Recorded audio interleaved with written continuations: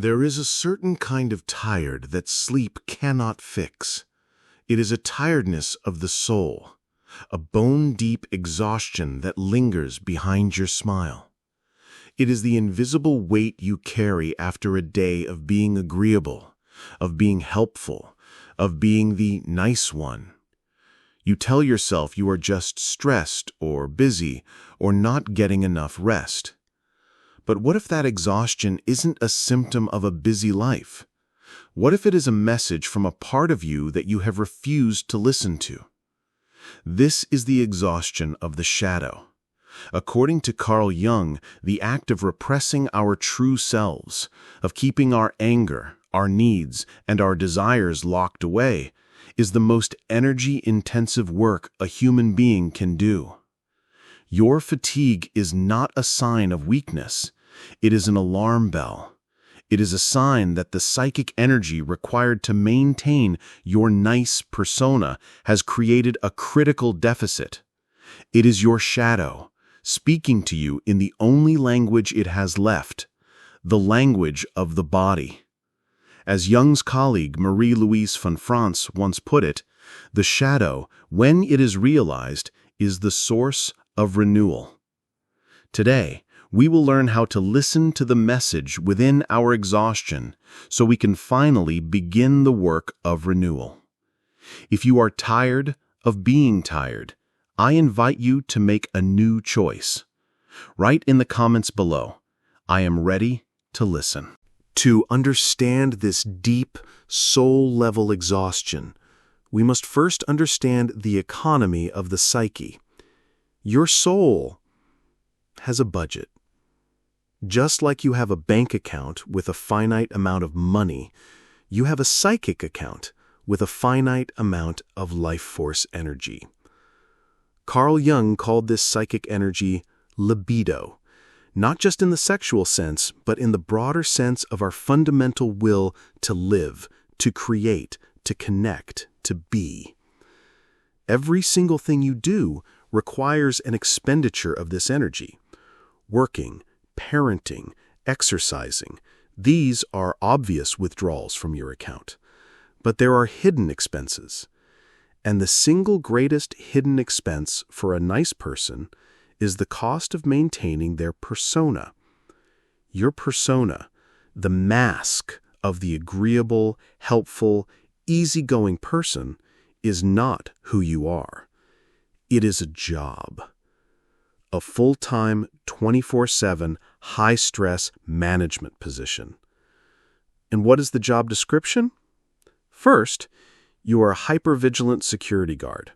You are constantly scanning your environment for potential threats. Not physical threats, but threats of disapproval, conflict, or someone being unhappy with you. This constant scanning burns an incredible amount of energy. Second, you are a master diplomat.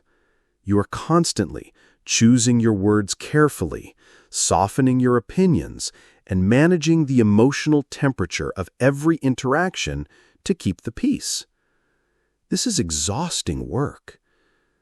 Third, and most costly, you are a prison warden. And the prison you are guarding is your own shadow. Every time you feel a flicker of anger and have to swallow it down, that takes energy. Every time you have a need but have to deny it, that takes energy. Every time you want to say no but force yourself to say yes, that takes a huge amount of energy. The act of suppression, of holding back your authentic self, is like holding a beach ball underwater. It takes a constant, muscular effort. The moment you lose focus, the ball shoots to the surface with explosive force. This is why, after a long day of being nice, you might suddenly snap at your partner over something trivial. The energy required to keep that beach ball submerged is being drained directly from your life force account. Let's imagine a woman named Karen. Karen is the person everyone calls a saint. She organizes the school fundraisers. She takes care of her aging mother. She always has a smile and a kind word for everyone at her office. Her persona is one of selfless generosity. But Karen is so tired she can barely get out of bed in the morning. She feels a constant low-grade ache in her body, a fog in her brain. She thinks, I must be getting old, or maybe I have a vitamin deficiency. But let's look at the hidden energy costs of her day. She wakes up already thinking about her mother's needs. That's a withdrawal. At work, she spends an hour listening to a coworker complain, even though she has a deadline, because she doesn't want to be rude. That's a withdrawal.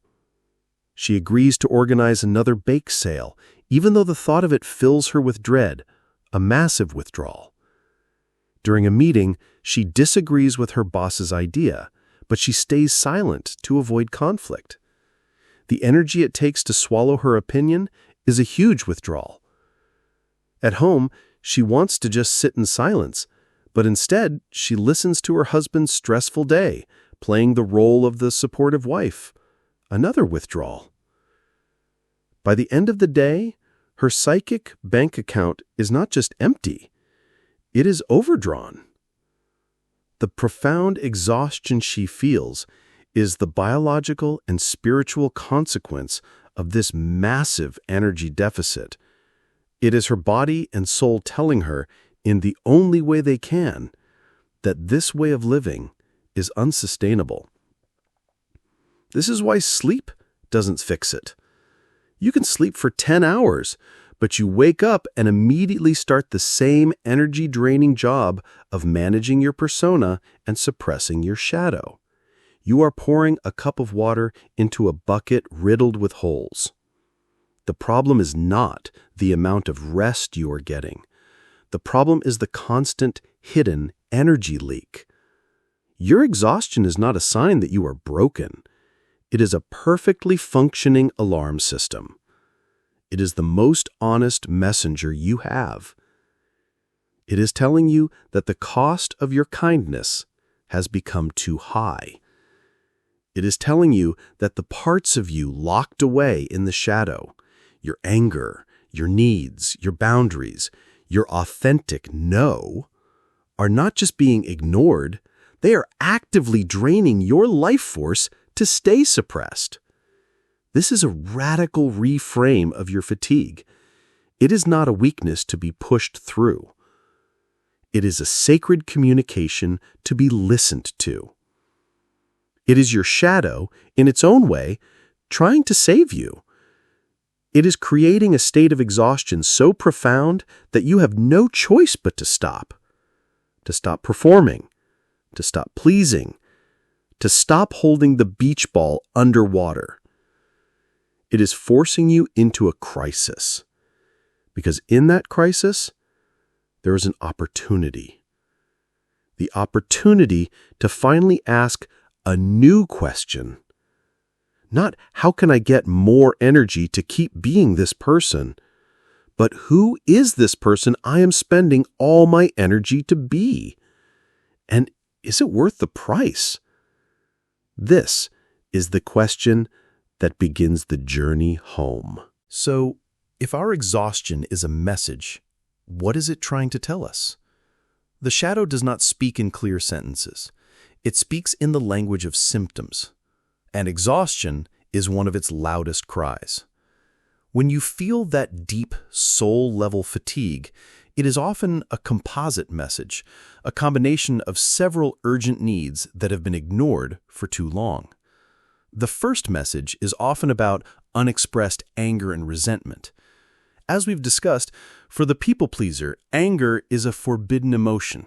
We learn to swallow it, to deny its existence. But that anger is pure energy, and the effort required to suppress that energy is monumental. Imagine trying to hold a powerful spring compressed with your bare hands all day long. That is what you are doing with your anger. Your exhaustion is the fatigue in your psychic muscles from this constant internal pressure. The shadow is saying, I cannot hold this in anymore. This is not right. A boundary has been crossed. Please use this energy to protect us instead of using it to silence me. The second message is about unmet emotional and spiritual needs. We are not just physical beings. We have a soul that requires nourishment. This nourishment comes from things like creativity, play, solitude, meaningful connection, and time in nature. But when you are spending 100% of your energy maintaining your persona and serving the needs of others, there is nothing left over to feed your own soul. Your psychic bank account is so overdrawn, you can't afford the very things that would replenish you. So, the exhaustion you feel is also a form of spiritual malnutrition. It is your shadow whispering, we are starving. We are disconnected from our own life force. Please, we need to be filled up from the inside, not just drained from the outside. And the third, perhaps deepest message is about a misalignment with your authentic self. Your true self, the self with a capital S, as Jung called it, knows your purpose. It knows what makes you feel alive. When you live a life that is primarily about pleasing others, you are living in profound opposition to this inner truth. You are walking in the wrong direction. The exhaustion is a form of internal friction. It is the drag on your soul from moving against your own current. It is your shadow crying out, this is not our path. The life we are living is not our own. This performance is killing us. So the question becomes, how do we start to listen? How do we translate the symptom of fatigue back into the language of needs? Here are 3 practices to begin this dialogue. They are simple, but not easy. They require a conscious choice to turn your attention inward. The first practice is what I call the sigh of surrender. We have talked about the somatic sigh as a tool for regulation. Here we use it with a specific intention. The next time you feel that deep soul-level fatigue, I invite you to stop what you are doing for just one moment. Close your eyes. Take that double inhale through the nose, and on the long, slow exhale, I want you to silently say to yourself, I surrender. I will not fight you. I am ready to listen. This is not a surrender of defeat. It is a surrender of resistance. You are signaling to your body, to your shadow, that you are no longer treating the exhaustion as an enemy to be conquered, but as a messenger to be welcomed. This small shift in intention can change everything. It lays down the weapons in the inner war. The second practice is journaling to the fatigue. This is a variation on the dialogue exercise we've done before. Take your journal, and at the top of the page, write, a letter to my exhaustion. And then you ask it questions and let the answers flow without judgment. You might ask, what are you trying to protect me from? And the exhaustion might answer, I am protecting you from taking on one more thing that will break you. You might ask, what is the one thing you desperately need me to do? And the exhaustion might answer, I need you to cancel something. Anything, just to prove that you can. Or, I need you to sit in silence for 10 minutes with no phone and no agenda. You are not just writing. You are receiving intelligence. You are using your exhaustion as an oracle. It holds the wisdom your conscious mind has been too busy to hear. This leads us to the third, and perhaps deepest practice, guilt-free rest. For the people-pleaser, rest is often laced with guilt. We feel we haven't earned it. We feel we should be doing something productive. Guilt-free rest is a conscious political act of defiance against the inner critic that says your worth is in your productivity. I invite you to schedule it. Put 15 minutes in your calendar. Title it Sacred Do-Nothing Time. And for those 15 minutes, you do precisely that. Nothing. You don't scroll on your phone. You don't read a self-help book. You don't tidy up. You sit or you lie down. You look out a window. You listen to the sounds around you. And when the guilt and the restlessness arise, and they will, you simply notice them. You can say, I see you, guilt. I see you, restlessness. Thank you for sharing, but for these 15 minutes, I am choosing to rest. You are not resting to get more energy so you can go back to people-pleasing more efficiently. You are resting as a declaration that you are worthy of rest simply because you exist. This practice, more than any other, begins to plug the energy leak. It is the ultimate act of listening to the message your shadow has been screaming at you through your exhaustion. It is the beginning of coming home to your body and honoring its profound and life-saving wisdom. These practices, the sigh of surrender, the dialogue with your fatigue, the conscious act of guilt-free rest, they may seem small, but they are the beginning of a revolution in your inner world. Each time you choose to listen to your exhaustion instead of fighting it, you are performing a radical act of shadow work. You are acknowledging that there is more to you than just your light, pleasing, capable persona. You are admitting that there is a shadow, and that the shadow has wisdom for you. For many of us, the idea of shadow work can seem intimidating. It sounds like a dark, scary journey into the worst parts of ourselves. But as we are seeing here, it often begins much more quietly. It begins by honoring the simple, profound truth of your own body. It begins by asking, why am I so tired?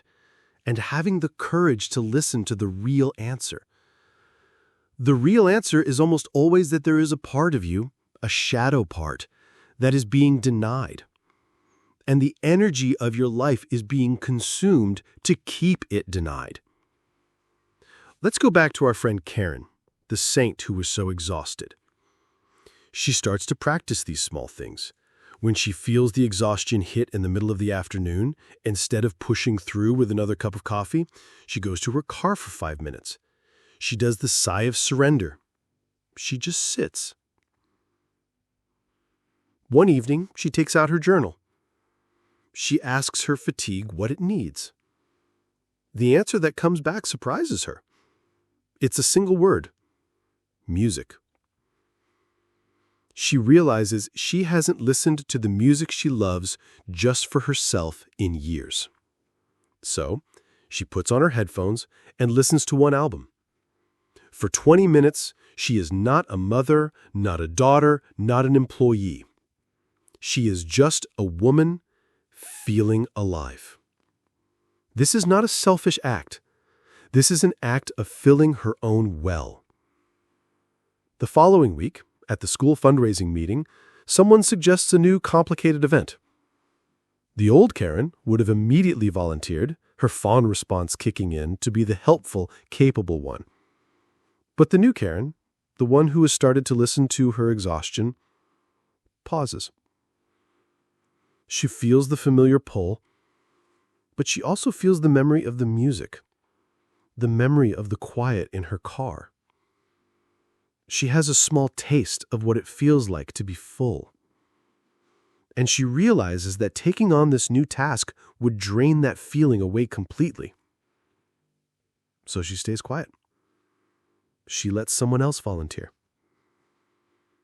She feels a pang of guilt, but it is quieter now. It is overshadowed by a new emerging feeling. The feeling of self-loyalty. The feeling of peace. What Karen is doing is a form of integration. She is listening to her shadow's message, the exhaustion. She is honoring the need it points to, the need for soul nourishment, for rest. And this act of honoring her inner world is what gives her the strength to make a different choice in the outer world. She is no longer running on empty. She has begun to plug the leak. The energy that was being used to suppress her own needs is now becoming available for her to use consciously. This is the great, beautiful paradox of shadow work that Carl Jung taught us. We think that by acknowledging our dark or weak parts, we will become less effective, less good. But the opposite is true.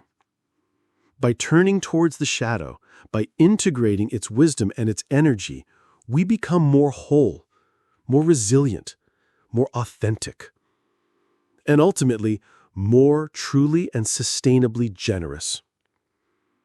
A kindness that flows from a full well is a gift.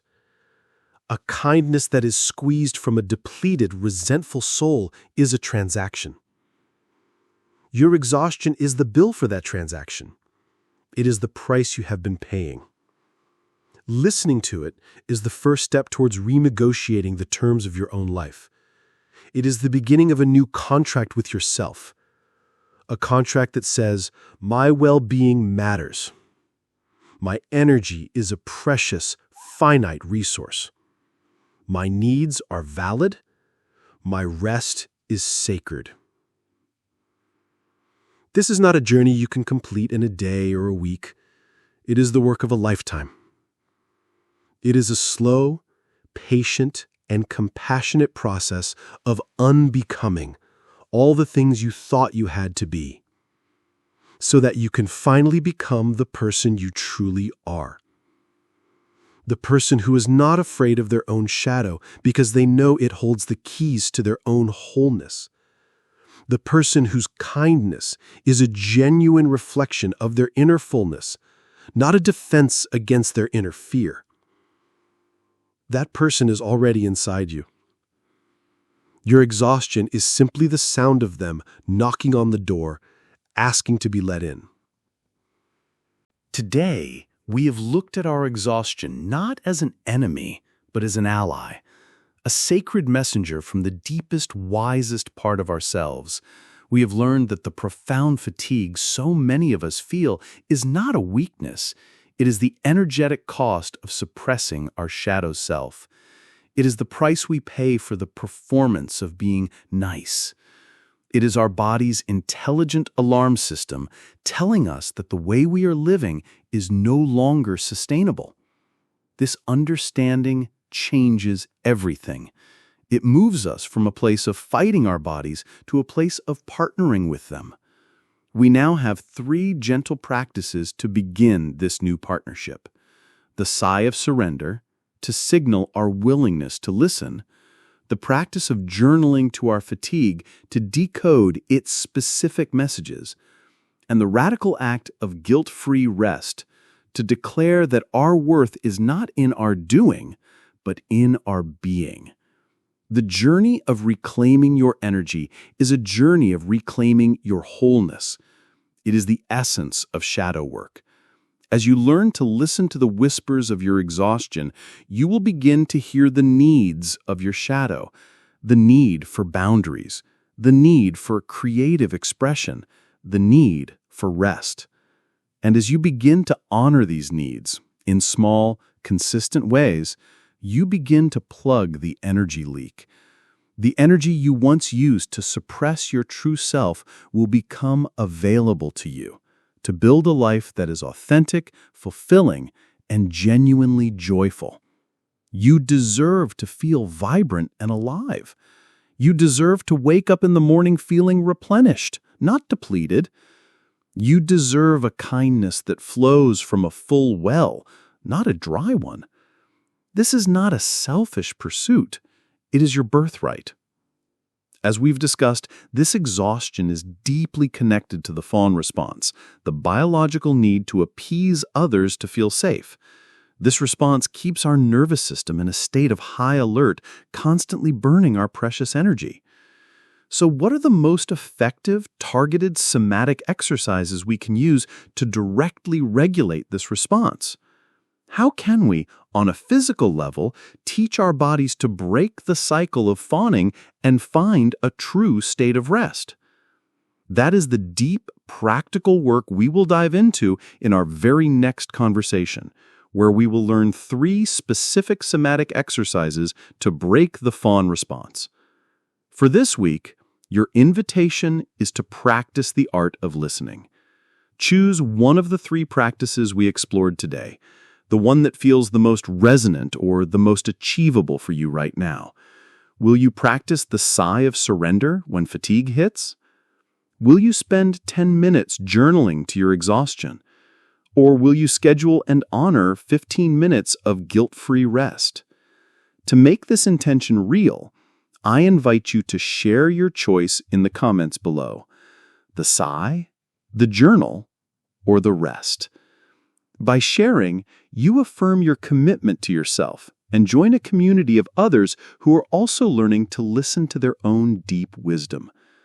Thank you for honoring the messages of your body. Your renewal has already begun.